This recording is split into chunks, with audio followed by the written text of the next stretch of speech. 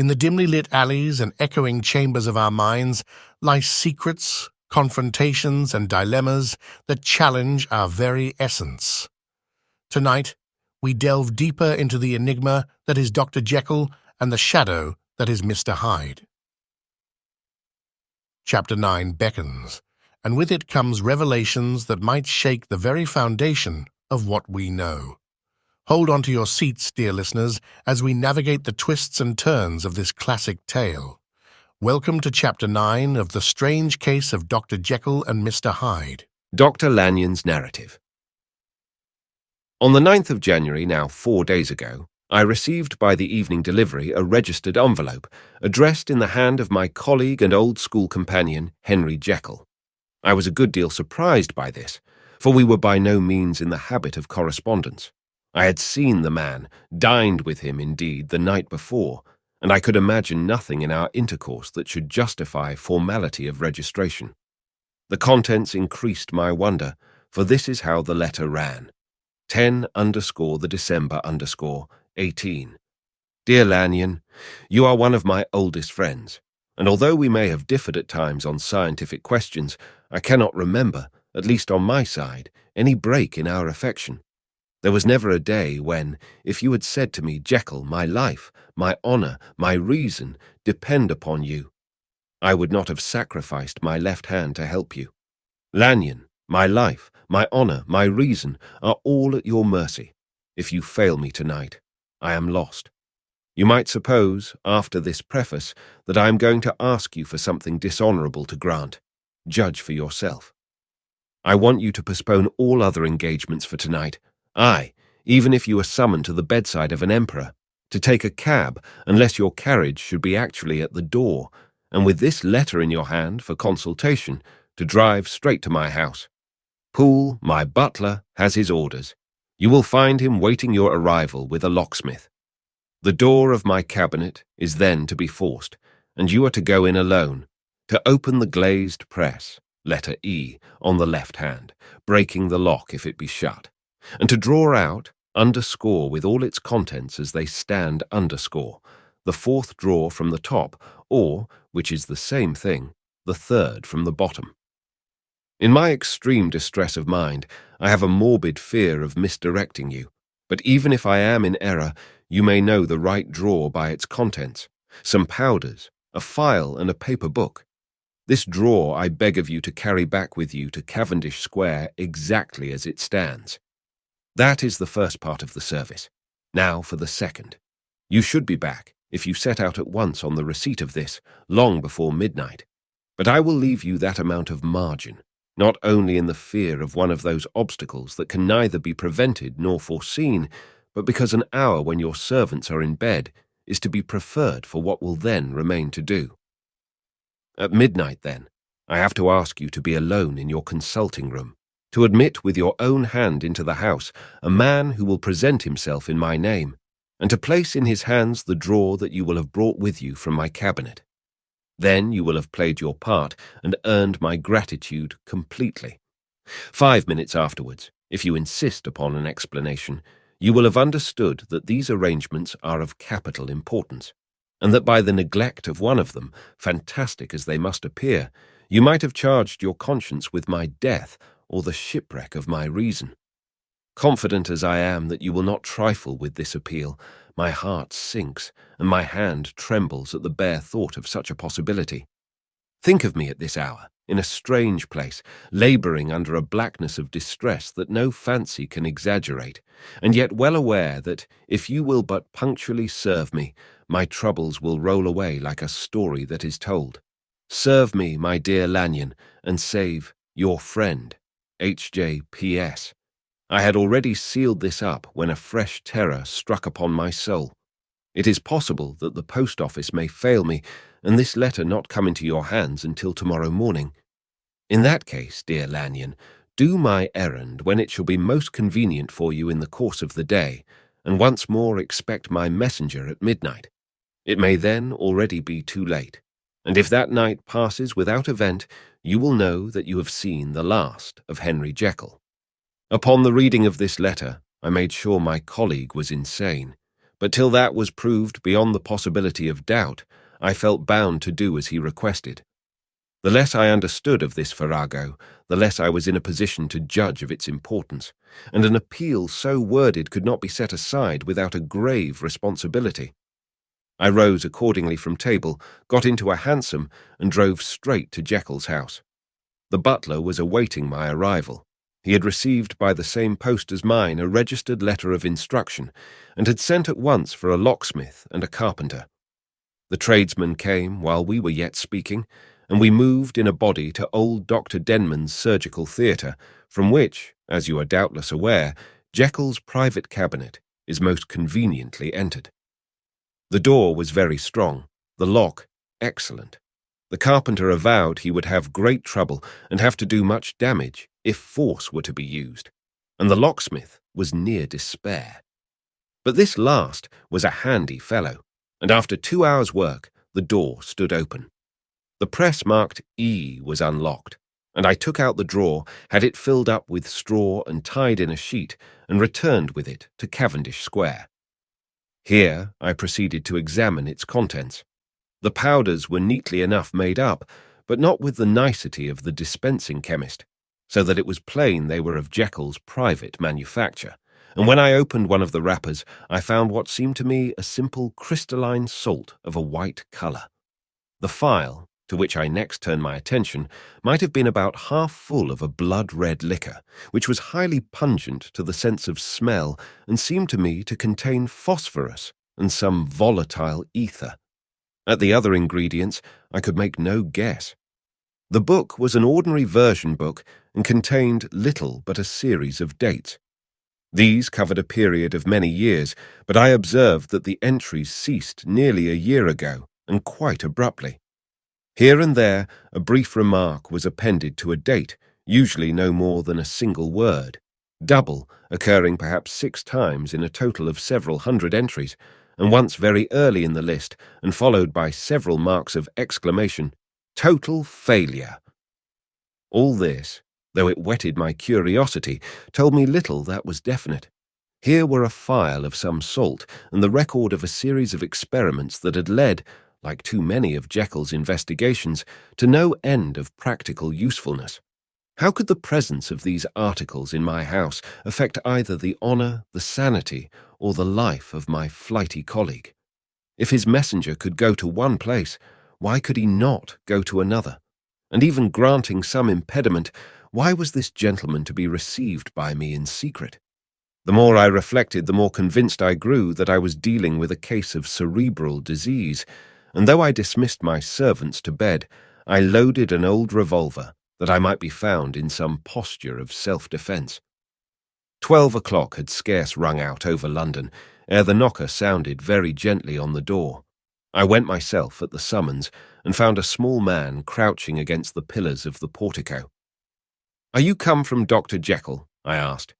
He told me yes by a constrained gesture, and when I had bidden him enter, he did not obey me without a searching backward glance into the darkness of the square.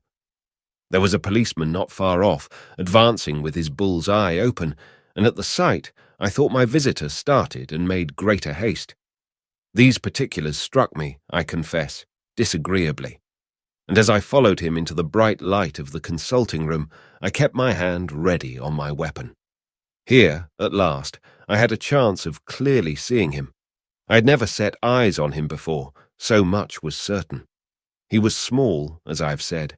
I was struck besides with the shocking expression of his face, with his remarkable combination of great muscular activity and great apparent debility of constitution, and, last but not least, with the odd, subjective disturbance caused by his neighbourhood.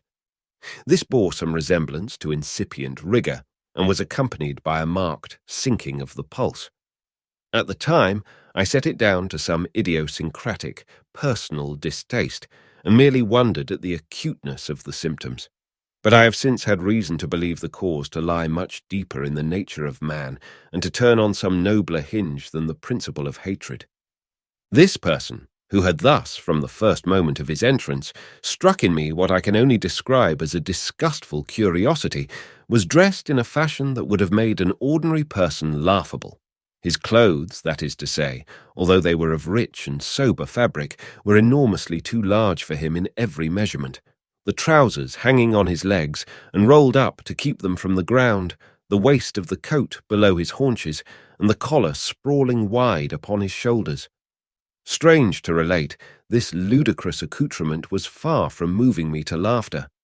Rather, as there was something abnormal and misbegotten in the very essence of the creature that now faced me, something seizing, surprising, and revolting, this fresh disparity seemed but to fit in with and to reinforce it, so that to my interest in the man's nature and character there was added a curiosity as to his origin, his life, his fortune, and status in the world.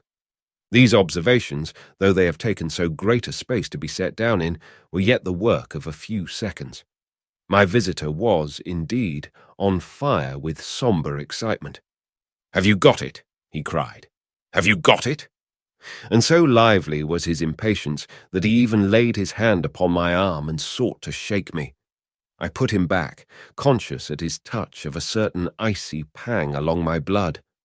"Come, sir," said I. "You forget that I have not yet the pleasure of your acquaintance. Be seated, if you please." And I showed him an example, and sat down myself in my customary seat, and with as fair an imitation of my ordinary manner to a patient as the lateness of the hour, the nature of my preoccupations, and the horror I had of my visitor would suffer me to muster. "I beg your pardon, Dr. Lanyon," he replied civilly enough. "What you say is very well founded, and my impatience has shown its heels to my politeness. I come here at the instance of your colleague, Dr. Henry Jekyll, on a piece of business of some moment, and I understood." He paused and put his hand to his throat, and I could see, in spite of his collected manner, that he was wrestling against the approaches of the hysteria. I understood. A draw. But here I took pity on my visitor's suspense, and some perhaps on my own growing curiosity. "There it is, sir," said I, pointing to the drawer, where it lay on the floor behind a table and still covered with the sheet. He sprang to it, and then paused, and laid his hand upon his heart. I could hear his teeth grate with the convulsive action of his jaws, and his face was so ghastly to see that I grew alarmed both for his life and reason. "Compose yourself," said I. He turned a dreadful smile to me, and as if with the decision of despair, plucked away the sheet. At sight of the contents, he uttered one loud sob of such immense relief that I sat petrified. And the next moment, in a voice that was already fairly well under control, "Have you a graduated glass?" he asked. I rose from my place with something of an effort and gave him what he asked. He thanked me with a smiling nod, measured out a few minims of the red tincture, and added one of the powders. The mixture, which was at first of a reddish hue, began, in proportion as the crystals melted, to brighten in colour, to effervesce audibly, and to throw off small fumes of vapour. Suddenly, and at the same moment, the ebullition ceased, and the compound changed to a dark purple, which faded again more slowly to a watery green. My visitor, who had watched these metamorphoses with a keen eye, smiled, set down the glass upon the table, and then turned and looked upon me with an air of scrutiny. "And now," said he, "to settle what remains. Will you be wise? Will you be guided? Will you suffer me to take this glass in my hand and to go forth from your house without further parley? Or has the greed of curiosity too much command of you? Think before you answer, for it shall be done as you decide. As you decide, you shall be left as you were before, and neither richer nor wiser, unless the sense of service rendered to a man in mortal distress may be counted as a kind of riches of the soul. Or, if you shall so prefer to choose, a new province of knowledge and new avenues to fame and power shall be laid open to you, here, in this room, upon the instant, and your sight shall be blasted by a prodigy to stagger the unbelief of Satan." "Sir," said I, affecting a coolness that I was far from truly possessing, "you speak enigmas, and you will perhaps not wonder that I hear you with no very strong impression of belief.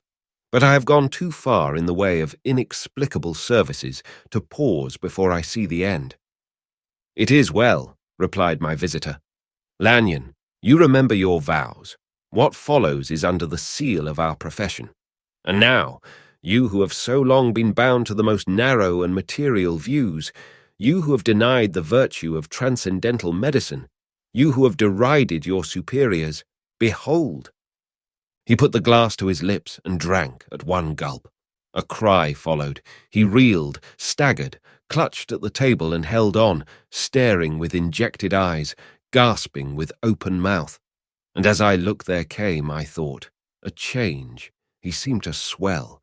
His face became suddenly black, and the features seemed to melt and alter. And the next moment I had sprung to my feet and leaped back against the wall, my arms raised to shield me from that prodigy, my mind submerged in terror. "Oh, God!" I screamed, and "Oh, God!" again and again, for there before my eyes, pale and shaken and half fainting and groping before him with his hands like a man restored from death, there stood Henry Jekyll. What he told me in the next hour I cannot bring my mind to set on paper. I saw what I saw, I heard what I heard, and my soul sickened at it. And yet now, when that sight has faded from my eyes, I ask myself if I believe it, and I cannot answer. My life is shaken to its roots. Sleep has left me. The deadliest terror sits by me at all hours of the day and night, and I feel that my days are numbered, and that I must die, and yet I shall die incredulous. As for the moral turpitude that man unveiled to me, even with tears of penitence, I cannot, even in memory, dwell on it without a start of horror. I will say but one thing, Utterson, and that, if you can bring your mind to credit it, will be more than enough. The creature who crept into my house that night was, on Jekyll's own confession, known by the name of Hyde and hunted for in every corner of the land as the murderer of Carew. Hasty Lanyon. As the shadows lengthen and our tale unfolds further, we find ourselves more entangled in the complex web woven by Stevenson. What did you think of today's revelations? If this narrative journey resonates with you, I urge you to hit that like button, subscribe to our channel, and don't forget to turn on notifications, ensuring you never miss an episode from Obsidian River Productions. Until our next rendezvous in the world of fiction, keep those imaginations alive and stay curious.